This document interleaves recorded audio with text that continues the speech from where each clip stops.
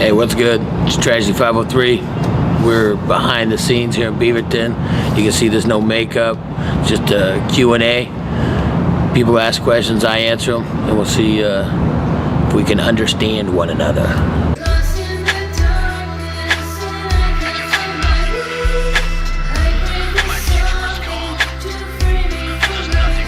We've been hard at work on the Christmas project, something I want to do for probably since I started doing music, because as hokey as it sounds for a horrorcore rapper, I love Christmas. I like Christmas music. Actually, I drive everybody who comes over to my house nuts with it because I love Christmas music. And I wanted to do my own, you know, I wanted to stay true to what I am, but I wanted to have fun with Christmas and whatnot too. We put a big focus on it this last summer, that we were going to do it this winter somehow or another, and we'll work with Portland Recording Studio, and they let us come in here and worked out an arrangement that a broke motherfucker can still go out and record and do the stuff, and it's scheduled to be released December 9th. We got a couple of guest stars. We got Playboy 7 from Doomsday Production, and Twisted Insane, Sick Nick, Public Drunken Sex, Chief Gray, Knothead, DJ Chill, a bunch of people, because I didn't want it to just be me. That's not the idea of Christmas either. It's like friends and family. So we brought in a bunch of artists locally to do a couple of skits and 4 or 5 original tracks, and then you're going to hear some of Portland's best underground artists doing their rendition of traditional music, like you know, Jingle Bells and Frosty the Snowman, something that they could play for their family, or you could play for your family while you decorate the tree or something, so that we didn't alienate people with just our ideas. Because in all honesty, the 4 or 5 songs we did are going to be questionable at your Christmas dinner. You know, probably not something you want to play. But do you want to drive around town bumping the shit? Hell yeah, you're going to want to.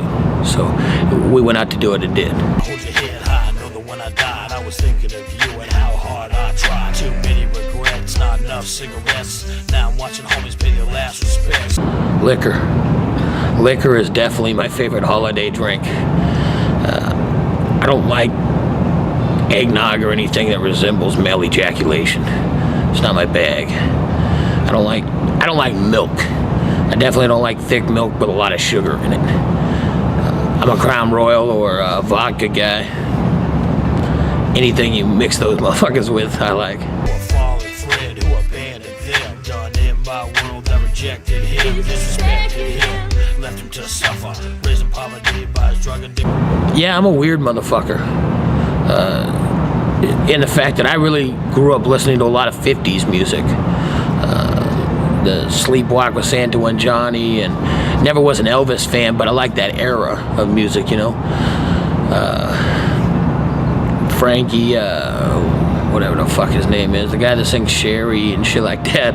I listen to all that, but I was moved when I came across NWA and Ghetto Boys, Eazy-E and Bushwick Bill. These people were just violent, felt like the world was against them, and I could really relate with that, coming from like a child abuse and shit. I mean, like anybody else, I think it's human nature to love things that have a good beat. But I was really anti-authority, and you can't tell me what to do, so those sort of music, that sort of music related to me real easy. How I be remembered, a hero, a sinner, a leader of men, or just another quitter. I didn't give up on life, it gave up on me. There wasn't any room for a man. When I was young, most of the people I wanted to work with, I've worked with. You know, either that or they're dead.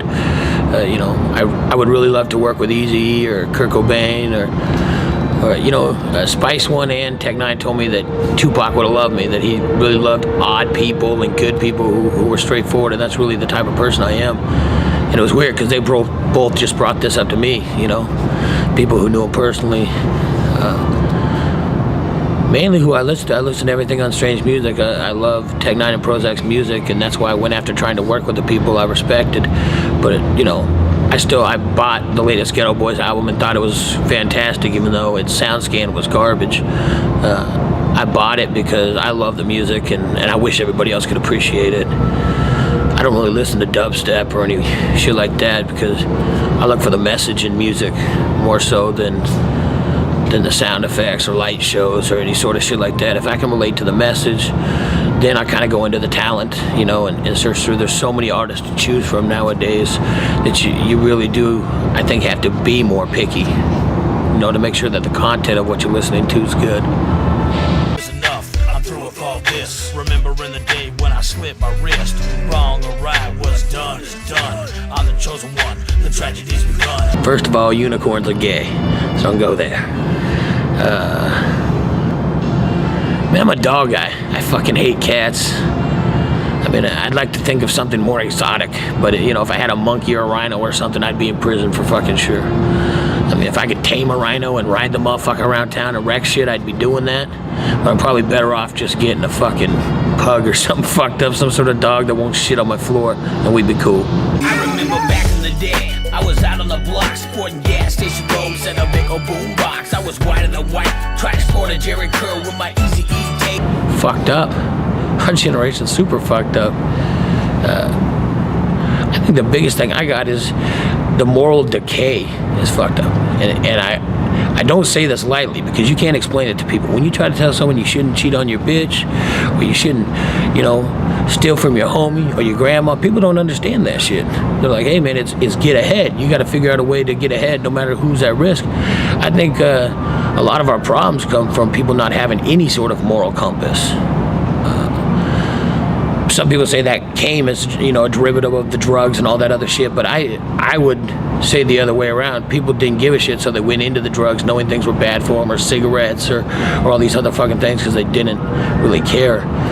I look at the philosophy of morals, and there's no wrong or right, and I think that's a problem. Down to get it in, alone or with no friends. Confided on myself and kept my pain within. Lincoln logs and leapfrogs, when it life gets so hard. I remember being a kid before my life. I like to write. I don't just write music, you know, I write poems and books and short stories and screenplays. Matter of fact, I've had one that won awards, including #1 independent dark humor. I work with Resonance Production, this talented producer Bert Eichenberger, who shot one of my videos, Lost in the Darkness in the Shanghai tunnels. I'm an avid sports fan of like everything. I like the Blazers and I love the Seahawks being Northwest. Football is by far my favorite. I like to watch the game, you know, as well. I like to kick it with chicks, you know, with chicks. Recess had a crush on my teacher. First time I felt the titty underneath the school bleachers. We was kids back then, didn't know about no sins. Those are the days that Man, I got a ritual. I drink a cappuccino before shows. I try to drink one after. When I was younger and fatter, I used to get a cappuccino afterwards in a box of those donuts. But then I started trying to be more healthy. So I really like to have a cappuccino. I like to eat 4 or 5 hours before I go on stage, especially when you're out of town, because you never know. You don't drink water at different stages. You buy bottled water when you tour. When it comes to after stage, I am the motherfucker who goes to sleep. I really try to leave everything out on the stage, even if I've only got a 20-minute set. A big dude like me screaming and jumping around stage for 20 minutes, I'm ready to sleep when the show's over, believe that. I like to talk to people from different regions and get to know them and shit, but I don't like anybody in my motel room when I sleep. Tell you a story between you and me.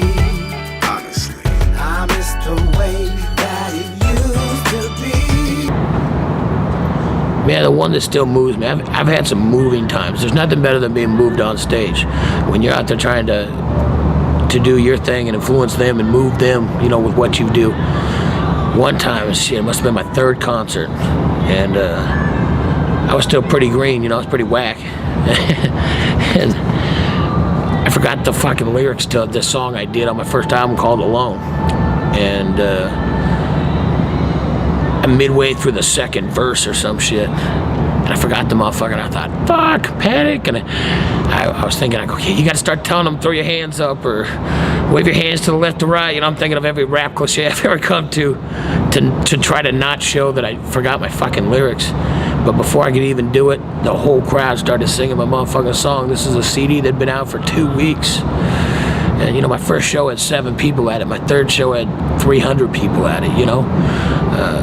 They knew every fucking word. It was nuts. That was the first time ever that something that's become a tradition. On my last song, people jump up and they sing that shit with me on the last song. Usually it's Lost in the Darkness, but before Lost in the Darkness, it was this track called Alone. And these guys jumped up. I was never so happy to hand my mic off. You know, this I don't even know this kid. I don't even know if he's still alive or if he's a fan.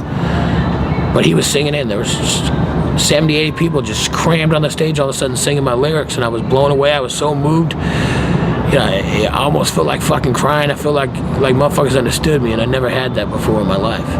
I've rocked a lot of crowds since then, but that motherfucker always sticks with me. And when a motherfucker boos you off stage or attempts to throw shit at you or do something like that, you think about the people you did touch, and all that other shit really don't matter. You know, you change people's lives up there, and they changed my life, you know, while I'm up there. On my way to the grave, but I'll never be afraid. Into the dance to the black stuff hot. So when you lose your control, that's when the tragedy starts. Here it is. I'm not against the Occupy. I love the idea of the movement. And people are mad that I'm not down there, but I'm a parent. I have a 7-year-old child. So, do I give up, you know, taking him to school and teaching him so that he can come out here and change the laws that these people are bitching about, so I can go down there? As far as I see, it kind of looks like a giant drug pit. You know, yeah, there are 5 or 6 motherfuckers down there who are real, and they're trying to do something real. And what was started on was great. But when I go down there, it looks like a fucking flea market. Motherfuckers selling, you know, tie-dye bandanas and bongs and shit. And I'm like, what the fuck are you occupying? You know, I'm not against you making your money, but just say, you know, flea market. We want a flea market. If you want to occupy, you got to do something. You got to change laws. Standing in a motherfucking park ain't gonna do it. I'm talking Boston Tea Party type shit. You know, and it can be done calmly and politically. It's not going to be done calmly and politically if we gather in masses and do a bunch of fucking drugs and deprive ourselves of normal creature comforts. What's going to happen is we're going to get angry, disgruntled. The police are going to get angry and disgruntled, and the police are the biggest gang in the world, and we're going to end up boxing motherfuckers. And then nothing's going to happen except they're going to come to me and say, we got to raise your taxes for the shit your homies did. I'm like, fuck, you know? I'm a paid dues since the age of 2. Raising child abuse, always trying to hide the bruise. Fuck a review and a bitch that hates on you. Let him run his mouth, that's what he wants. And my son, he doesn't have a doctor for dad. He's got a rapper. So he gets to meet cool artists and get autographs, and he knows how to dance. He started when he was 2. He didn't want to wait in the merch booth. He used to sit there with Remington headphones on and earplugs. Then he wanted to kind of dance on the side of the stage when he was 2. By 3, seriously, at 3, he had the microphone, and in between acts, he would go out and sing the songs that were playing in between the shows. By about 3 and a half, he started coming out and dancing behind me and asking for a mic. And since 4, he comes out there, like I said, he does hype, he does everything. He's been up, he's gone around the U.S. with Tech 9. Tech 9 carries a picture of him in his wallet, you know, because he's known him since he was 3 weeks old. And he lets him go out there, Tech 9 and them taught him how to dance. He knows the dance, but my son embarrasses me on stage on dancing and shit. I gotta like leave, because him and Tech 9 and Chris Calico and Cut Calhoun start doing their little shit all together simultaneously, and I look like an asshole because I'm like, I'm fat and I hurt my ankle. I can't dance, I gotta go. With no doubt, I'ma have to take him out. Should've kept the tragic name out his faggot mouth. Trying to gag with his head in a plastic bag. Don't know where he is, but his body's being dragged. I'm a real motherfucker. I don't fuck around and shit. I've never cheated on a girl or anything like that. I'm very much a relationship guy. I think that comes from being in a broken home and not seeing what some motherfuckers glorify, you know, as pimp or game or any of that shit. I think that's dumb. For me, I like to go out on a date, have a cup of coffee, get to know a girl for reals, and if it works out, it works out. And if it don't, you know, at least I didn't have to fucking slap her or something, you know. That'd be tight. If she looks good, that's real good too, you know. I'm against, I can't say this enough because I'm fat. Fat chicks are drawn to fat guys, but fat guys are not drawn to fat chicks. Guys, I'm not gonna say it's okay for us to be fat, but for fuck's sakes, women are supposed to be, I mean, guys look funny anyways, you know. We supposed to look funny. We're workers. Women are supposed to be, you know, like the sun and the moon and shapely and shit like that, not round. Shapely, not a shape. You know what I'm saying? I'm scared of fat chicks, but they love me. It's fucked up. It happens every day. Facebook, these fucking bitches, man. The hot ones and shit. I think the skinny ones are scared. The big ones are gonna like beat them up or eat them or something, you know, because they say something and then 10 fucking hoarders jump on my shit like, raw, he's mine, you know. I got off subject there. I don't like fat chicks. Perfect date's a hot chick, and you know, maybe not action on the first night because I might get bad thoughts of the chick, but you know, she can tell me about what she wants to do on the next date, you know. That would be nice. Yeah, and I have a Snow White fetish. We've drawn this back to, I like dark hair, pale skin, and again, shapely women, you know. Do not derive this of I like cartoons, because, I mean, I'd hit Jessica Rabbit, I'd hit that up. But I don't find Minnie Mouse hot or any bullshit like that. Down a flight of stairs, ducked into a wooden chair. Say your fucking prayers, you ain't going anywhere. Sit tight, I'ma grab an IV. Here's the reason that you never should have. I want to send this out because it's before Christmas. I'm going to tell you guys this. Life really is. You hear people say it is what it is, which is a cliche thing, and it was cool 6 years ago to say that shit. Now I want to slap people when they bring me off when I say, hey man, you drank my soda. Oh, it is what it is. Motherfucker, do not misuse it is what it is. Life is just that, though, you know. Christmas and shit's coming up. I hear all these people who they're down on it, you know. They don't want to donate a toy to a charity so a kid that wasn't going to have nothing get nothing, and everybody just mad at a motherfucker, you know, like it's their fault. But really, if we band together, it's the same shit as it was back then. History repeats itself. We band together, we can do whatever we want. And if we decide to celebrate, you know, and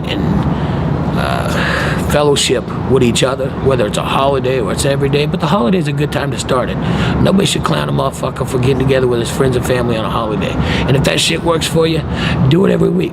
Get together and watch a football game. You know, don't alienate yourself from the public or other people.